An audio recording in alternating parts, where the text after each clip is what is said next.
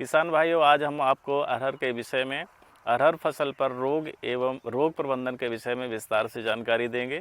सर्वप्रथम हम देखते हैं कि इसमें कई सारे रोग आते हैं, जैसे फाइटोप्थोरा स्टेम ब्लाइट, या हम इसको कहेंगे फाइटोप्थोरा तने पे धब्बा या झुलसा। दूसरा एक फ्यूजेरियम बिल्ट, इसमें एक समस्या आती है जिसको हम उकटा या उगरा के नाम से मध्य प्रदेश में जानते हैं। तीसरी इसमें समस्या स्टेरिलिटी मोजैक की समस्या आती है। तो ऐसी कई समस्याएं आती हैं जो प्रमुख समस्याएं हैं। तो इसको हमें ध्यान रखना है कि जब भी हम अरहर फसल बुआई करें, चूँकि ये खरीफ की फसल है, बरसात की फसल है, तो इसमें हम जल निकास की उचित व्यवस्था करें। सर्वप्रथम काम हमको जल निकास, अगर हम जल प्रबंधन, निकास का प्रबंधन अच्छी प्रकार से नहीं करते हैं तो हमारी फसल में विल्ट की समस्या और फाइटोप्थोरा स्टेम ब्लाइट की समस्या आती है।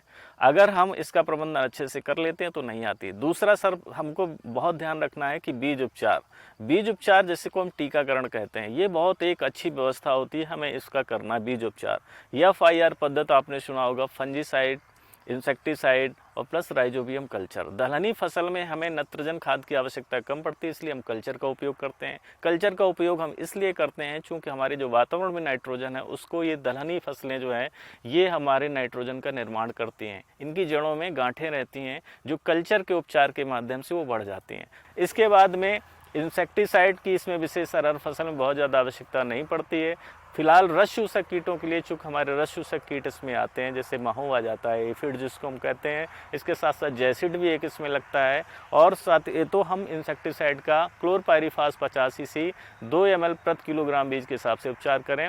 अब बात आती है कि जो शुरुआत में अधिक नमी के कारण जो रोग फैलता है, जिसको हम फाइटोप्थोरा स्टेम ब्लाइट या तना में झुलसा के नाम से हम जानते हैं। जैसा कि ये पौधा आप देख रहे हैं, इस पौधे में ये पत्तियां मुरझाई हुई प्रतीत हो रही हैं, धीरे धीरे ये पत्तियां मुरझा रही हैं। अब ऐसा क्यों हो रहा है? जब हम नीचे इसके जाते हैं जहाँ पे अधिक पानी भरे रहने के कारण ये एक सफ़ेद सफ़ेद स्क्लेरेशिया ये फफूंद देखने को मिलता है।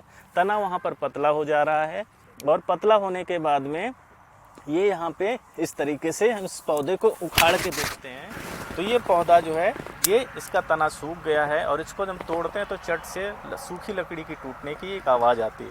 इसको हम जब इसका तना देखते हैं तो इसमें भूरे भूरे काले काले सफ़ेद सफ़ेद ये स्क्लेरेशिया चमके हुए हैं, और पानी का जो है संचार जड़ों के माध्यम से जाता है, और पत्तियां जो भोजन बनाती हैं उसके फ्लोएम के माध्यम से नीचे की तरफ संचारित होता है। वो प्रक्रिया यहाँ पे समाप्त हो चुकी है और ये पत्तियां धीरे धीरे मुरझा करके फसल सूख जाती है।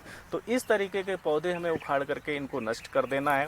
साथ ही साथ अगर कहीं पे ये पौधे दिखाई देते हैं शुरुआती अवस्था में, साथ ही साथ अगर खड़ी फसल पे समस्या प्रायः देखने को मिलती है, तो हमारे पास एक रेडोमिल जैसे मेटालेक्जिल प्लस मैंकोजेब 8+64 8 ग्राम उसमें मेटालेक्जिल, और इसके बाद में उसमें 64% मैंकोजेब दवा रहती है, उसको हम 2 ग्राम प्रति लीटर के हिसाब से इसकी हम ड्रेंचिंग करते हैं जड़ों के पास में, तो ये फफूंद नष्ट हो जाता है और इससे हम बचाव कर सकते हैं। साथ ही साथ जब हमारी फूल और फली की अवस्था आती है, जब शुरुआती अवस्था में देखते हैं स्टेरिलिटी मोजैक वायरस की समस्या आती है, जब शुरुआत अवस्था में पत्तियां पीली पड़ने लगती हैं इस तरीके से, और उसकी जो सिराएँ रहेंगी वो हरी रहती हैं, तो वो पौधा छोटा रह जाता है, बौना रह जाता है। तो वो एक माइट कीट के कारण होता है, माइट रहता है। तो उस माइट के नियंत्रण के लिए डिकोफॉल जो दवा रहती है, डिकोफॉल का हम 2.5 ml प्रति लीटर के हिसाब से उसका उपयोग करते हैं। डिकोफॉल 18.85 की दवा आती है, उससे हमारी माइट पे नियंत्रण हो जाता है। साथ ही साथ जब हमारी फसल बड़ी होने लगती है, और बड़ी होने के बाद जब फूल और फलियां बनने प्रारंभ हो जाती हैं, उसके बाद कहीं कहीं पे पौधे हमारे जो है समूह में एक टापू में है जो सूखने लगते हैं, तो उसमें हम प्रायः देखने को मिलते हैं, उसको हम विल्ट कहते हैं, जिसको हम उकटा कहते हैं। फ्यूजेरियम नामक एक फफूंद से फैलने वाला वो रोग होता है, और वो हमारी फसल सूख जाती है, फलियां सूख जाती हैं, दाने नहीं बनते हैं, दाने कमज़ोर रह जाते हैं। तो वो विल्ट नियंत्रण के लिए अगर हम ट्राइकोडर्मा वीडी से बीज उपचार करते हैं तो उस पर हम काबू पा सकते हैं।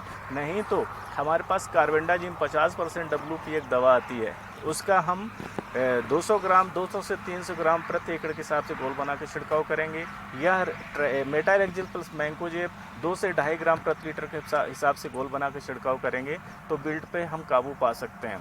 इसमें एक समस्या और प्रायः देखने को मिलती है, कहीं कहीं पे विल्ट के साथ साथ जब हमारी फसल पकने की अवस्था पे पहुंचती है, उस समय भी कुछ कहीं कहीं पे टापू में जो है ब्लाइट की समस्या, ब्लाइटेड सिम्टम दिखाई देते हैं, जिसको हम काबू करने के लिए हमें इंटीग्रेटेड रोग प्रबंधन पर जाना पड़ता है या समन्वित रोग प्रबंधन पर हम जाएंगे तो हम इस पे काबू पा सकते हैं। तो किसान भाइयों, हमारी फसल, तुअर की फसल में या अरहर की फसल में जो रोग आते हैं उसे हमें हमारी फसल में नुकसान ना पहुंचाने पाए, उसके लिए हमको एकीकृत प्रबंधन करना है कि गर्मियों में गहरी जुताई करेंगे।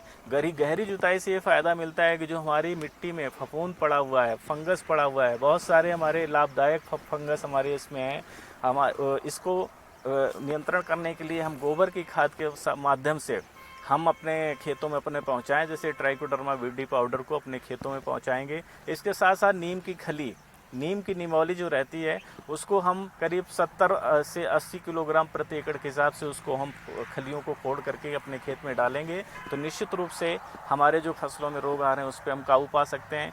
गर्मी की गहरी जुताई से जो भी फफूंद की अवस्थाएं, जो हानिकारक फफूंद हमारे खेतों में मौजूद है वो नष्ट हो जाएगा। साथ ही साथ हम फसल चक्र, जिस खेतों में इस तरीके की समस्या प्राय देखने को मिल रही है, तो फसल चक्र अपनाने से निश्चित रूप से दलहनी फसल के बाद में खाद्यान्न फसल और खाद्यान्न फसल के बाद में दलहनी फसल का उपयोग करेंगे तो निश्चित रूप से इस रोग पर हम काबू पा सकते हैं। साथ ही साथ जिन खेतों में विल्ट की समस्या या फाइटोप्थोरा ब्लाइट की समस्या देखने को मिल रही है, उन खेतों में अगर हम इसके साथ साथ हम 4 लाइन या 5 लाइन हम तुअर की लगाएंगे और 1 लाइन 2 लाइन अगर हम मक्के के साथ साथ हम ज्वार की फसल लगाएंगे तो निश्चित रूप से हम इस पर काबू पा सकते हैं।